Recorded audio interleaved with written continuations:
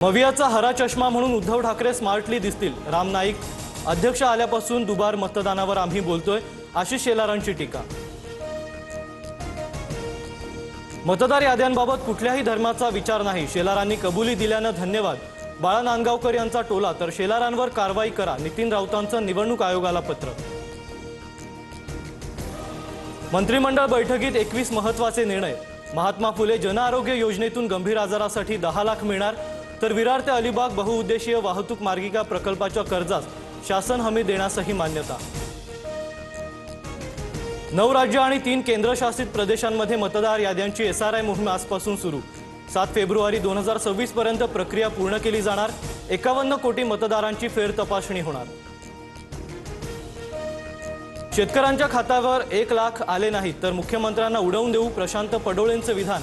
तर पडोळे ॲक्सिडेंटल खासदार, फडणवीसांवर बोलताना विचार करून बोला, बावनकुळेंची प्रतिक्रिया। बारामतीच्या नगराध्यक्ष पदासाठी जय पवारांचं नाव चर्चेत। सर्वसाधारण प्रवर्गाचं आरक्षण असल्यानं इच्छुकांची गर्दी, पक्षातील नाराजी टाळण्यासाठी जय पवारांचं नाव पुढे येण्याची शक्यता। नंदुरबारमध्ये भाजप आणि शिवसेनेची युती होणार नाही, माजी खासदार हिना गावित यांची भूमिका। जिल्ह्यात भाजप आणि शिवसेनेत वाद असल्यानं विधान।